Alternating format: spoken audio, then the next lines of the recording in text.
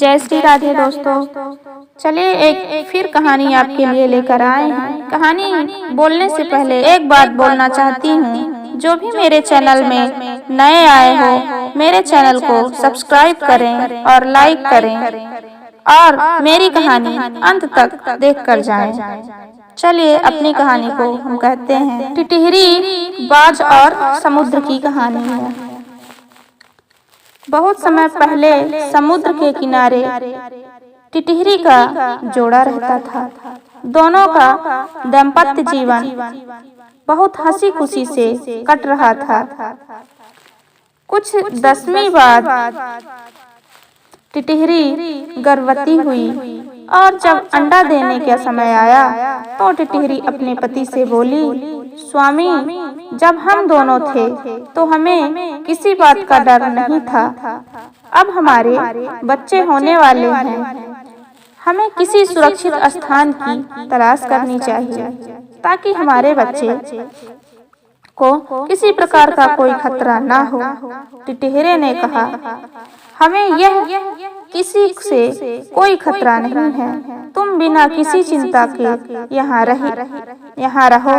टिटहरी बोली, जब समुद्र में ज्वार आता है तो आसपास सब डूब जाता है। समुद्र की लहरें बड़े बड़े जीवों को अपने साथ दूर तक ले जाती हैं। टिटहरे ने कहा, प्रिय, तुम थोड़ी सी भी चिंता ना करो। समुद्र में इतनी हिम्मत नहीं है कि वह हमारी संतान को कोई नुकसान पहुंचा सके। वह मुझसे डरता है। समुद्र दोनों की बातें सुन रहा था। वह सोचने लगा, इस छोटे से टिटहरे को इतना घमंड है, इसे तो सबक सिखाना पड़ेगा। फिर देखता हूँ ये क्या कर सकता है। कुछ दिनों बाद टिटहरे ने अंडे दिए। एक दिन जब दोनों भोजन की तलाश में बाहर गए थे, तभी समुद्र ने अपनी लहरों से उसके अंडों को गायब कर दिया। जब दोनों लौट कर आए तो अपने अंडों को गायब देखकर टिटहरी परेशान हो गई और वह रोने लगी। टिटहरे से क्रोधित होते हुए बोली, मैंने तो आपसे पहले ही कहा था अपने अंडों को सुरक्षित जगह रख लेते हैं, परंतु आपके घमंड और अभिमान के कारण मेरे अंडों को समुद्र बहाकर ले गया। टिटहरी की बात सुनकर टिटहरा बोला, प्रिय, तुम डरो नहीं। मैं अभी अपनी चोंच से पानी पीकर इस समुद्र को सुखा देता हूँ। टिटहरे के इस प्रकार की मूर्खतापूर्ण बातों को सुनकर टिटहरी ने अधिक नाराज हो गई और बोली, हमें अपनी शक्ति के अनुरूप व्यवहार करना चाहिए। जिस समुद्र को हजारों बड़ी बड़ी नदियां अपने पानी से भरती हैं, उसे तुम अपनी चोंच से सुखाना चाहते हो। ऐसा करके हम उसी तरह खत्म हो जाएंगे जैसे आग में पतंग। टिटहरी अपनी चोंचों से समुद्र को सुखा देने की बात पर अड़ा रहा।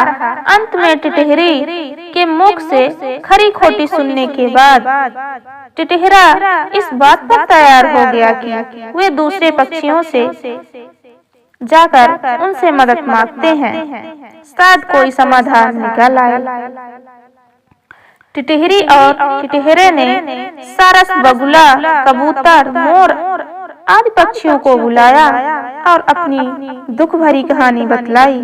सभी पक्षियों ने कहा, हम तो समुद्र के सामने अशक्त हैं, परंतु हो सकता है गरुड़ हमारी कुछ सहायता कर दे। इतना कहकर सभी गरुड़ के पास पहुँचे और उसे अपना दुखड़ा सुनाया। सभी ने एक स्वर में कहा, आपके होते हुए समुद्र हमें परेशान कर रहा है।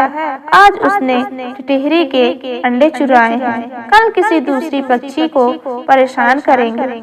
ऐसा तो पक्षी जाति ही समाप्त हो जाएगी।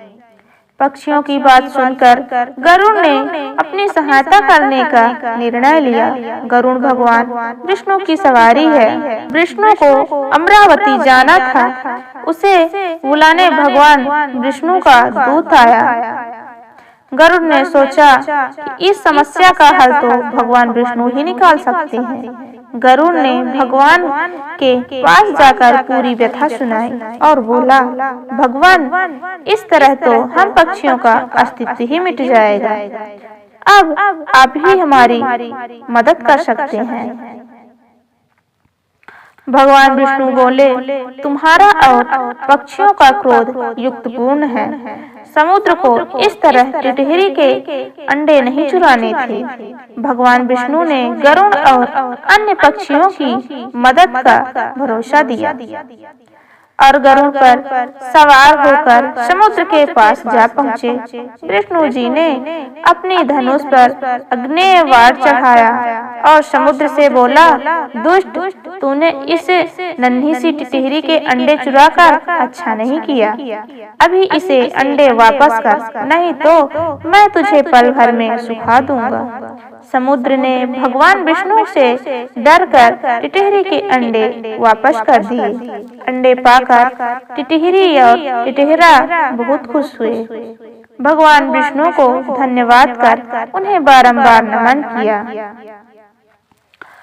तो इससे शिक्षा मिलती है, कोई कितना भी बड़ा हो या छोटा हो, उसे घमंड नहीं करना चाहिए।